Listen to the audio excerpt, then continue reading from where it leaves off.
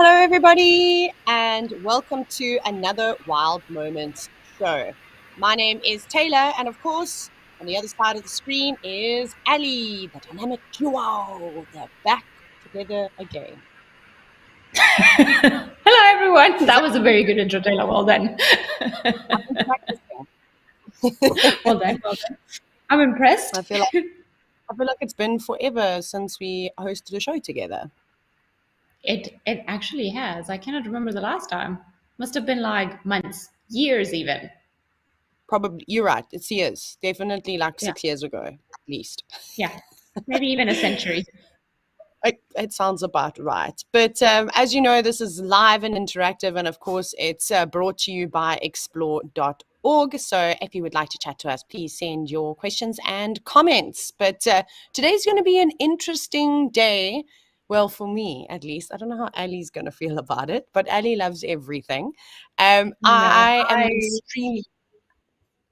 I loved very much when I saw the theme for the show today, and I was like, if there was ever a Taylor show, today would be it. She's going to be very happy. So excited. So for those of you that are wondering, today's show is going to be about insects. Woohoo! Because of course, with the onset of all the rain, all the bugs have come out, and I think most of them are actually living at my house at the moment because it's pretty crazy. Don't worry. I think if you have half of them, then I have the other half of the world. That's fine. The good thing is that the dogs seem to like them. So at least he entertains them, or he entertains himself by going after all the insects, probably eating a few of them. I'm trying to teach him which ones he cannot eat because they might be toxic for him. So, it's been an adventure.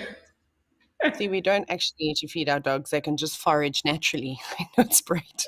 I'm just teasing. We feed our dogs. Don't panic. But there's lots of you that are joining us today. So Ozzy Jan, you said good afternoon. Once again, usual coffee blend. Casper's, good morning. Ready with a fruit smoothie. Oh, that's a different one. Dear NC, good morning from Seattle. Ready for the show with your coffee in hand. And Zygote, of course, greeting us both, always so polite. And then we've got a few more. We've got Monica, who's also joining, and from Montana. And this is your first time watching live. Yay, welcome. Hi, Monica. And your choice drink is coffee. Kuaru, you've said hello, Taylor and Ali. And, of course, Rolling Trouble here to join us. I'm sure we'll get a couple more of you that will be joining on and saying hello. You know how it is. Everybody's unfortunately got to favor work and then the show. But I'll greet all of you once more of you join in. But first, I want to ask Ali. Ali, do you have a favorite insect? I don't know. I feel like I have one, but I've never seen it. So does that count as a favorite one? No, that's fine. It's a bucket list insect. Okay, well, my very top bucket list insect is a Picasso beetle. I've never seen one like with my own eyes. I would love to. They're so cool. I'm so sad I don't have my insect book with me right now. Otherwise, I would show it to you. But it's really beautiful. It's like it looks like somebody has put paint together and it's all like blotched and blended and really beautiful. I've also never seen one. The other one, you and I have shared it on social media before. I can't remember the actual name, but it's a little jumping spider. I think it's in South America that's got those things that go like this on the side. I don't know if it's antenna or legs that it puts up. I don't know what it is. And I don't remember the name of this jumping spider either, which is that one's not an insect though, Ali. Well, if we're looking at small things, okay, I'm going for the bigger arthropod way. Does that sound better? No, fair enough. We're talking about small things, so I got carried away with all the little things. No, 100%. We can sit here and talk about jumping spiders all day because they're also my favorite. Okay, let's let's quickly jump into the first clip so we can actually show you some insects. The first clip that we're going to have a look at is something that confused a couple of you this week, but we're going to dive in and figure out what arthropod it is. Oh, That is. That hello. does look like a cockroach, doesn't it? It does look like a cockroach. It's got an incredibly long antenna, because I know it was either between a cockroach or a mantis of some kind. So from this angle, it's a little bit tricky to tell. But typically, praying mantis have got quite elongated, sort of slender bodies, where cockroaches are typically like they've got sort of a wider part to them, or their what am I trying to say? Their head, their abdomen, and their thorax. Am I trying? You see, look there. No, I don't know if this is a praying mantis.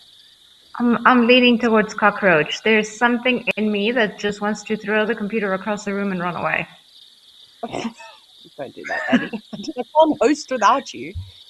I am really sorry. It's just cockroaches. No, just do it for me. We all have that one creature.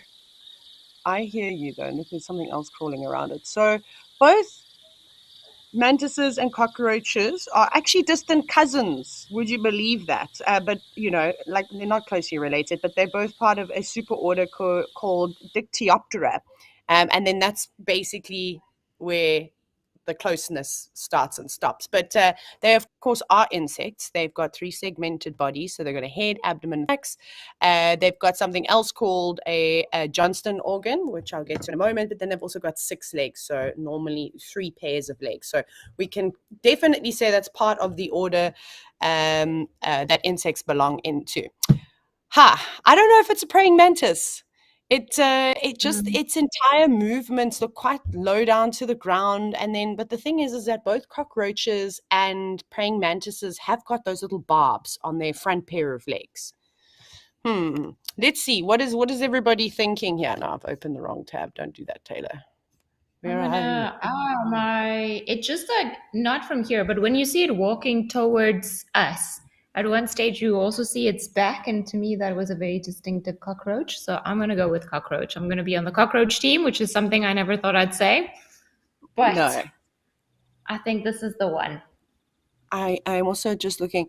The other thing is, obviously, I'm just looking at its neck, though. Do you see, do you see where its head and its thorax and its abdomen meet? That middle part is kind of elongated, which you typically find with mantises and not cockroaches. And so this is the first time in my life where I've ever gone, I'm not sure which one it is. Zygote says cockroach, and then we've also got Kaur says it's not a praying mantis either. But then we've got April Owl who's jumped in and says it looks like a mantis to you. So that's quite interesting. I'm leaning also towards more of a cockroach than anything.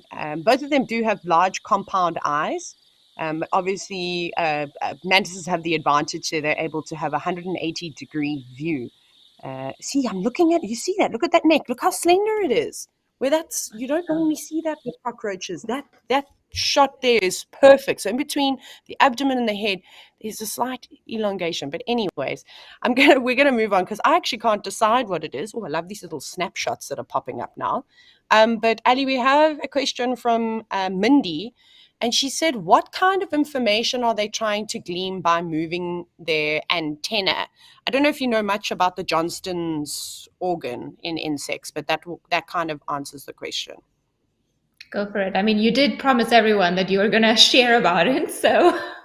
Excited. It's literally like my favorite thing. Just for collateral support, this is really Taylor's show. If she could just do a show on insects, she would be the one. I would love that, though. I could do like a whole show. It's my favorite. I probably run out of things to say. So Mindy, you're right in noticing, obviously insects, they do have antennae and they do tend to move them around. They've all got slightly different functions, but the Johnston organ that is situated in the antenna helps pick up air movement, whether that's because of vibrations caused by sound or just air movement in general. They also get like moths and things like that. They have antenna too, but that will also help them pick up pheromones that are left in the air. Specifically, males have got more developed, more fluffy, feathery antenna than the females. So they serve a slightly different function. But because sometimes it's quite dark when a lot of these creatures are moving around, by moving their antennas like that, they might not be able to see something coming towards them, but they could potentially feel prey species like zooming past, and then they'll be able to grab them. But all insects, it's one of the three things that describe what insects are. Like I said, they have got a segmented body, they've got 6 legs or 3 pairs of legs, and then they must have a Johnston's organ to be able to classify them as true insects. So I hope that kind of helps, but I'm truly going to get exciting. Hopefully we can look at more arthropods on the cameras as we go along in the next couple of weeks. Maybe we're going to see your Picasso bug, Ali. Oh my goodness, I would be so happy. I would love to. I mean, I'm still on Ali, the look for one. When I find one, I will phone you and I'll be like, you've got to get here. I will come. I will. I 100% might even have to capture it for you, just temporarily. I promise. I'll look after it nicely and then we'll release it so Ali can see. That's fine. I don't know. But everyone's agreeing with you, Ali. Everyone says, everyone's saying cockroach for the most part. So Karu's also said cockroach. Bob from Kalamazoo. Hi, Bob. You said cockroach. Becky, also cockroach, rolling trouble. And then says, those antennas, I say mantis. Okay. But we'll figure that out a little bit. I'm quite curious. But anyways, let's go to our next clip. We're going to have to go back and see, because we don't really get to see the clips beforehand either, because Chris just loves seeing our impressions as they go. So more research is needed. Yeah, it'll be interesting. I can't believe I'm not sure what it is. Okay, so let's go to the next clip. And it's something that we're seeing a lot at the moment. I think it might be a millipede, if I'm not mistaken. Ooh. Oh, hello.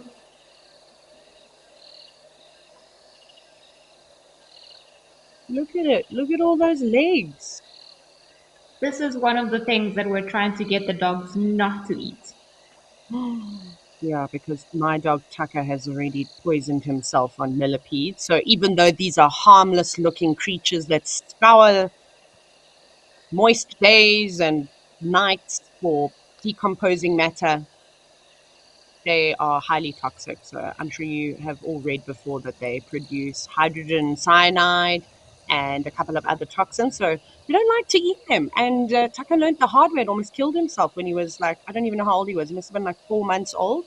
That was a very scary time of my life. Oh, look at this thing now. Turn around. What are you? You see, with this one, yeah? No, I'm just looking. Does that look like it's got 1 or 2 pairs of legs per segment? Because that's going to... I don't, if it stopped moving, that would be easier to tell. Come back. But it just has more of a centipede looking like distribution. Yeah. So what we're looking for here is that one of the big differences between centipedes and millipedes is that millipedes have got 1 pair of legs per segment on their body parts, and then millipedes have got 2. That looks like a lot of legs. Yeah, I mean, in comparison to the amount of body segments it has. But I can't say that I've ever come across a laterally compressed millipede. I think it's got 2. Yes, it does. This article, yeah, it looks like it's got 2. Because our initial thoughts, like as Ali was saying, definitely looks like a centipede, but that is so bizarre. But I'm going to go with millipede for that one. This footage was from Oldonyo in Kenya, just by the way. With different things from the ones that we would be used to seeing here. Sorry, here I am like putting my face in the screen just to try and count the legs. And yeah, that's exactly what I was doing. And I was like, how many legs? I bet everybody's doing that. Yeah, well, I mean, they don't really have 1,000 legs and they don't really have 100 legs. We just say that because, as we all are, we like to exaggerate, and it's the easiest way to, it's got 1,000 legs. That's fine. Done. Absolutely. So that was interesting. That's a new arthropod for me. I see that Kirst has said potentially it's called a flat-backed millipede. I would have to look that up. I don't have an East African arthropod book, but I actually don't even know if this species even occurs in South Africa, because if it does, I need to go and find out where it occurs. So I'm going to have to do a bit of research on that, absolutely. But this is so interesting. But I'm going to go with the millipede here. It's very interesting because it definitely looks like a centipede, but it's also lacking. So the head does not look centipede-like. Looks more millipede-like. Besides the legs and so on, because like we said, we're not going to be counting or anything. No, the mouth parts are slightly different, of course, when it comes to centipedes and millipedes, with centipedes being carnivorous. So that's a big deal. And like I said, for the most part, millipedes are eating decomposing organic matter. But really awesome to see. I thoroughly enjoyed that. It's always nice when you can add a new arthropod to our lists. Very cool. I mean, I think Ali doesn't keep an arthropod list. It's just me. I'm sorry. I like them. I get excited, but I honestly don't keep lists of any animals. No, fair enough. I don't really just accept arthropods, but everyone laughs at me. Well, they laugh at me afterwards because they're like, "Oh my goodness, Taylor, you're so cool." Because social media creates this whole different persona, and I'm just like, wait till you see me with my head in the bushes, then you probably won't think I'm so cool anymore. But anyways. Let's see this. There's a couple of questions here.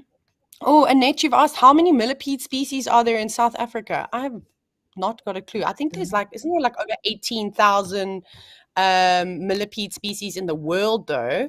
Don't know why that number. I'm going to ask Google quickly. Look, I'm Googling. You can hear me. In South Africa. We have to ask the internet. I suppose I could have asked you. There's over 400 species of millipedes in South Africa. Ridiculous. I've seen maybe 4 species, which is insane. Yeah. Really, I wonder how many more. No, there's just a couple that we see, but yeah, I that's crazy. I'm going to also have to look. But then, you know what upsets me? I'm just going to do a little bit of a rant here, is that we have all these amazing field guides, right? Everybody watches birds. So all of the birds that you could ever think of, they've got pages, people have recorded their calls. And then on our arthropod, our insect field guides, you have 4 examples of each species. And I'm just like, I can show you 5 millipede species in my insect book, not over 400. Very upsetting.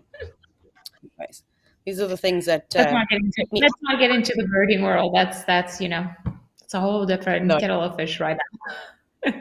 Absolutely. Christy, you said I wouldn't like one of those creatures crawling on me. I don't think anyone would, though. I don't know. I'm also not a huge fan of picking things up. I'll pick things up if I absolutely have to. I think, Ali, you're kind of the same. But otherwise, I'm just like, you can be over there.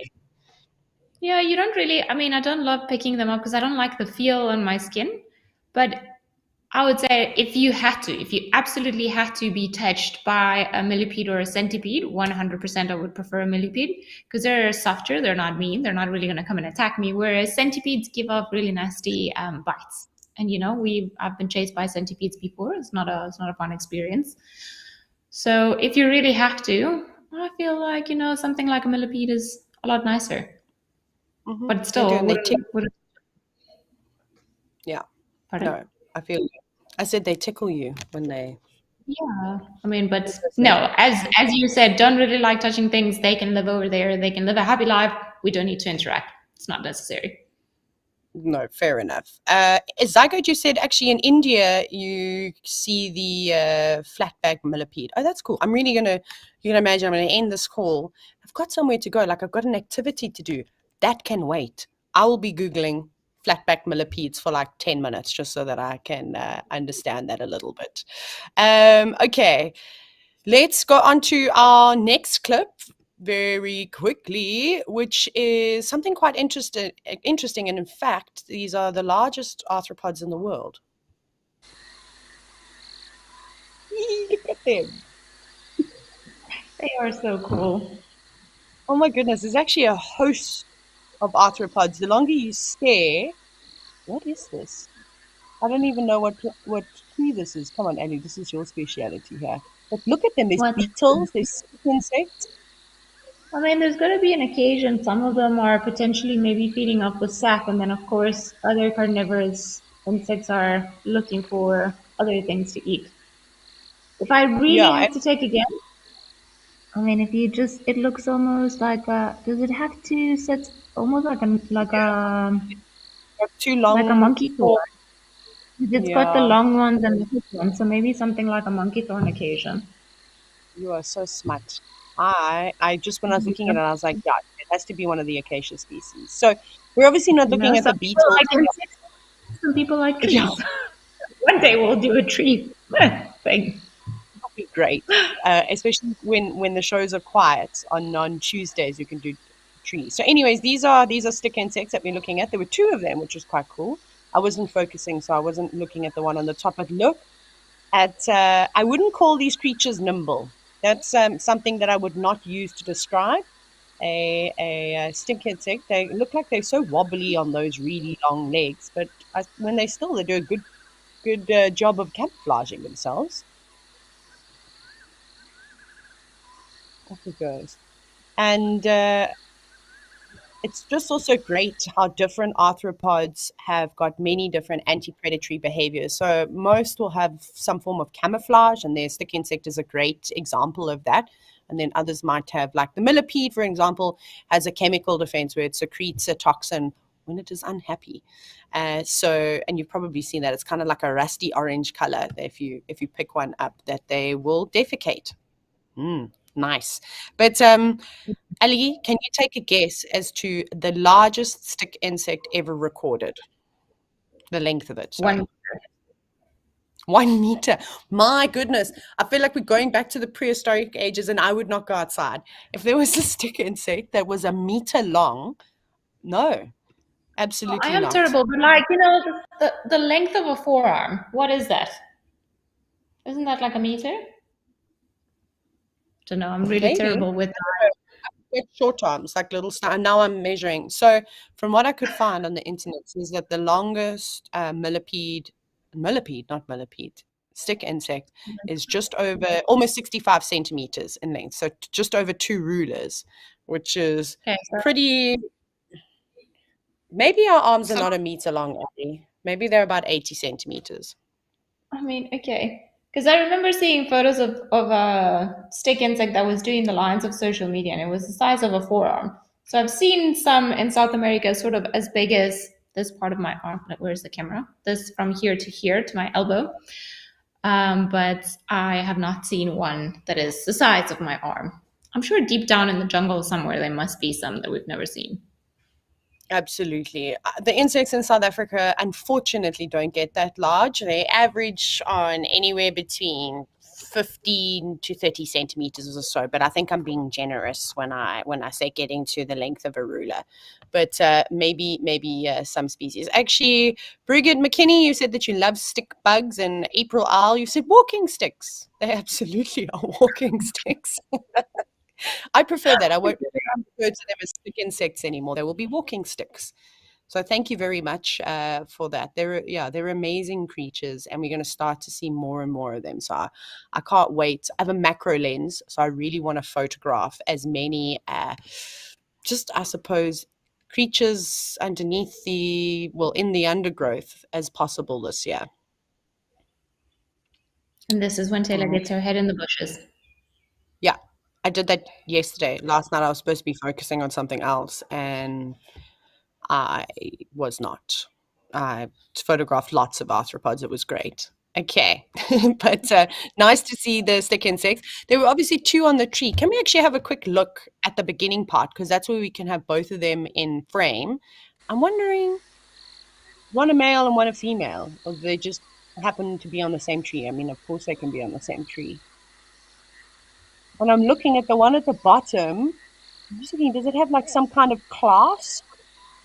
Can you see? It almost It looks like almost it's. seems like it, yeah. Whereas the one on top, I can't notice as much. No, I don't really see it unless it's just the angle of the camera. So I wonder if it's the male that's down below and maybe a female up on top. Really interesting though. But to be honest, I don't know much about sexual dimorphism of insects other than normally the female is bigger. And with a female stick insect, if she had eggs inside of her, you'll see that her abdomen enlarges quite a bit. But I can't really tell. But I very wouldn't cool. be able Lots to of contribute to that either. no. Anyways, we tried. We'll have Yeah. to have a look They at that. almost don't seem interested in each other either. Like it's almost like they bumped into one another and they're like, oh, just gonna carry on this way. And absolutely, they absolutely are doing that. Okay, right. We've got 3 more clips to do, so let's head over to the next one, which is a beetle at Katmai. Hello. I'm back here. Automatically, I look at it and it looks like a predatory ground beetle of some kind.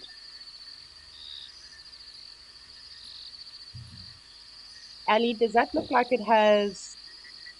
It looks First, like it looked like it had 2 yellow spots, didn't it? yeah. So I'm going to say it's in the genus Anthea, which a lot of predatory ground beetles belong to, and specifically, I think it might be Anthea omoplata, which is basically a twin spot ground beetle. So Ali described that very nicely. Let's see here if we can see the 2 spots, and they I normally have mean, a little. I can see spots, but I don't know I thought I saw if it spots, or maybe that was a reflection of some kind. I definitely think it's an Anthea species of ground beetle. See, that's where I was getting, but that could also maybe just be a reflection of the light. But they are big. They're big creatures. They're not small, and they're everywhere out on the road at the moment. You've got to be careful while you're driving. Yeah, maybe it's not the twin spot they're up ground beetle. here. Um, I don't know. It they're kind of, but that's fine. kind of And there's a dead. frog. I don't Yeah, know. I want to say it's, anyways. I suppose it's not. Meow. It's bigger than the frog though, but that just goes to show how large they are. And you want to be careful with those beetles because it might be tempting to like run up to them and pick them up and be like, "Oh, hello." But um, beetles in the Anthea species, they actually have like the ability to spray like a noxious fluid into your eyes and your nasal cavity. So that's kind of the defense. So in Afrikaans, they typically group those beetles together and call them oogpisters, which is basically eye sprayers, like a loose translation of that. So you don't want to get that. Don't want to be getting that into your eyes. That No, you don't want would not. anything to do it on you, really, ever. No. And yeah, like I said, they're predatory ground beetles, so they'll be out looking for other types of arthropods to eat. No, I keep doing the same thing. Um, Brigid, you've said that you think it's an assassin beetle. Uh, not quite. Assassin bugs are slightly different. So, firstly, the main thing is that they are bugs and not beetles. So they're in the order Hemiptera rather than the order Coleoptera, which beetles belong to. And one of the things that you can use to tell the difference is their mouth parts. So, if we go back to that clip, it's difficult to see, but you'll get the gist of it. So I'll try and show you. I think you see Sorry, I'm it just better towards the end, the mouth parts. towards. Oh yes, that's a good idea.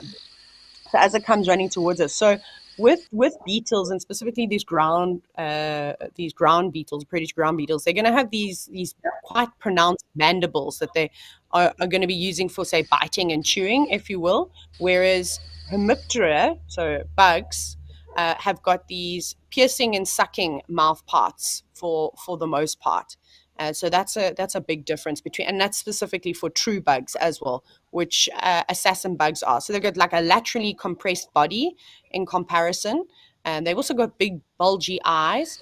Yeah, you'd probably pop that into Google. I'm sorry I don't have my book to show you. It was really silly of me to not have that on the same table. But, it's next to my bed, though. Last night I sat, and I'm not joking when I say this, I sat for half an hour reading my insect book.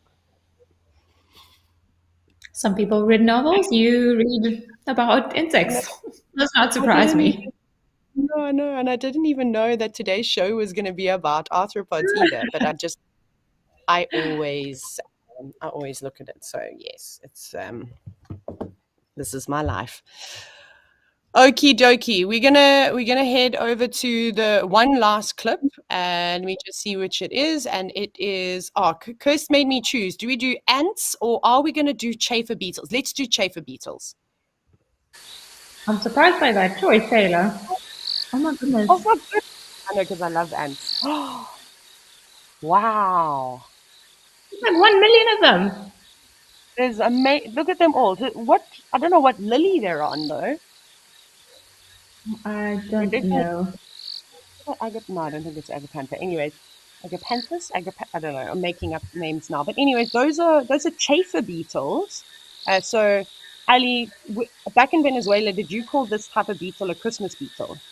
No. So Venezuela is in the northern hemisphere, so we don't really celebrate Christmas when it's hot and all the insects are around. Although being closer to the tropics, we do have a bunch of insects year round. But I only learned about the Christmas or the chafer beetles when I came and I moved to South Africa. Because here, I feel like this is what my house looks like nowadays. Between them, I will take the chafer beetles over the stink bugs though, so I'm happy with them. I don't mind. Yeah, I don't mind them. I completely agree with you. I think so just I think it's the same. I don't know where Christmas beetle comes from, and I don't know if it's actually South African, because they normally come around well before Christmas, and we have typically around Christmas, that's when we have a lot more of the stink bugs after we've had some the bigger rains sort of hits. But anyways, chafer beetles, annoying. They're the ones that always fly into you when you're driving around at night in an open vehicle. If you put your lights on now outside in South Africa, like Ali said, they just swarm, and there are a variety of different types of chafer beetles. So, yeah, they can be quite annoying. But that was a bit of a frenzy. There was mating going on, and I definitely think that they were feeding on whatever lily species that was, probably feeding on the pollen or maybe even some of the nectar, or maybe the flowers themselves. They eat a variety of plant-based. I have a plant-based diet. Can I start saying that about animals? Plant-based diet. But Ali, unfortunately, that's it for us. Insect madness is now over. But well, I'm glad you enjoyed it, Taylor. Loved it. It was amazing. Let's do it again soon. So, Ali, hopefully it's mammals and elephants and rhinos next time for you. We'll see. I was happy to do insects, though. Just seeing how happy you were just by going on about insects is pretty cool to watch. So it was entertaining for me too. Yeah, I love it so much. It's my favorite thing in the whole wide world. But anyways, I hope you all enjoyed it and learned something more. And thank you for your questions. I'm going to be doing research, especially about the flat-backed millipede.